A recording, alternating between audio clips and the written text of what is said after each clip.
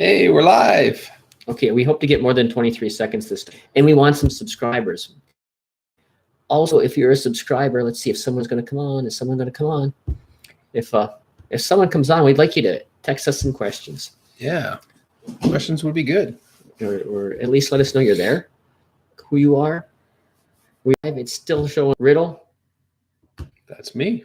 Purchased himself an airplane today. Bought an airplane today. My first airplane. I'm an aircraft owner.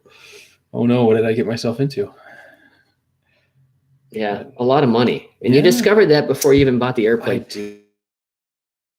Which kind of surprised because all of a sudden he's buying this airplane and he's looking for the perfect airplane, and this airplane's not good because it's got a problem. This one's not good. It's got a problem. This one was so bad he couldn't even fly it home today because we're not going to get to fly this home. So there's the bomb. We will not need more of this. That is not an accurate until next week. We are going to fly the airplane home. Unfortunately, I don't think it's going to be this week as planned. But you know what? These adventures, they never go as planned. The weather wasn't the greatest. It was beautiful. Okay. Yeah, tomorrow would have been okay. But so yeah, update. We did get the pre-buy done today. We got out here to Seattle late last night, about midnight West Coast time. It's 3 a.m. East Coast time where we're from. Got up early this morning. Still be on the East Coast time. It's amazing. Set the alarm for 7 a.m. with 8 a.m. sharp. We stayed until 8 p.m.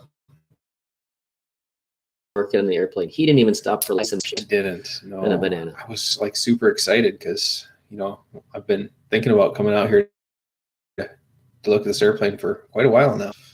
I agreed to buy it like 3 weeks ago. Sight unseen. Without seeing it. So yeah. And then we learned that that's not a smart thing to do with an airplane. He was just as surprised as us to find the just stepped right up to I'll get the cylinder if you want the airplane, I'll take care of that and we'll get it done. So the pre-buy document you had was when it was broken. They took off and I watched them go up and they were climbing super fast. That might be a note for those of you out there. I like to get the engine warm before I do compression checks because cold compressions aren't the best gauge of what an engine's doing. But now, having found a few airplanes that after I've flown them, that they were only actually operating on 5 of the 6 cylinders, or 4, or 3. He keeps getting these airplanes that are unairworthy and flying them, and discovering they were unairworthy after he lands. It might be a good idea to do the compression check before the flight, maybe just a ground run to warm them up. Although, and in these cases, the owner gets in the aircraft with them, so they have no idea that this thing is failing. Yeah. It was, I was surprised though, even on just 5 cylinders. I mean, 1,100 feet a minute climb with 2 healthy adults in it. I mean, certainly not a light boy myself, so I was impressed. 1,100 feet a minute, better than I would have expected out of a 150 horsepower airplane. So what we're going to do is we did take video today, or I took video of Dave working because I was just walking around taking video. I'm just that guy. I was a little busy. But and I tried to help. I got it a little greasy. You did. But thank you. You helped more than you know. And yeah, I looked at him and said, "Yeah, you should buy the broken airplane." What are friends for? I'll be honest with you. As soon as I peeked in the wing the first time and then looked down in that tail section and that perfect blue frame that was in this gorgeous shape with the nice supple, with all of the paint. Ribs and spars and everything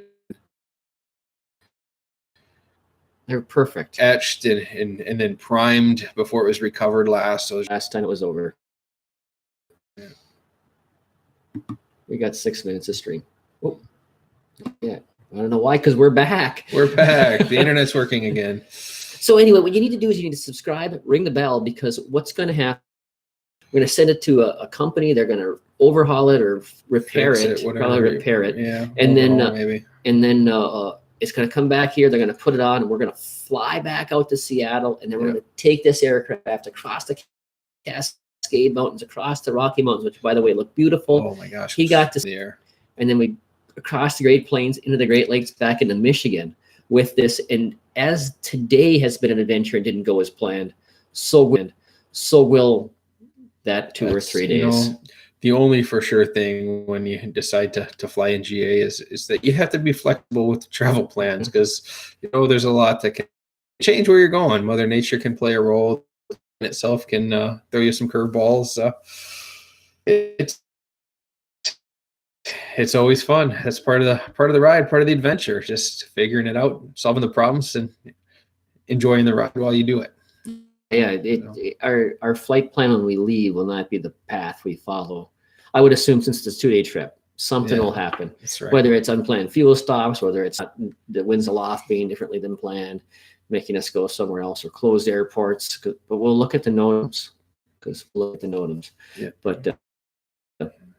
But we'll keep our promise and continue in this, because this didn't go as planned today, because we were supposed to fly out tomorrow, and we are flying out tomorrow on a jet airliner. We are, because it's not going to be in a Stinson. It won't be, but soon it will be.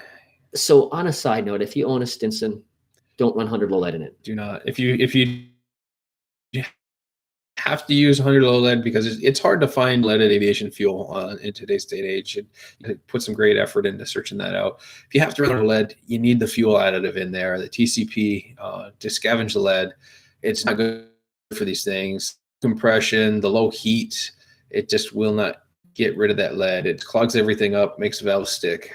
Don't use Declan Run-Up, because Declan Run-Up's not FAA certified, and it's tremendously safer than TCP. It's the same thing. You can't fly in your airplane, so you have to keep it in your hangar.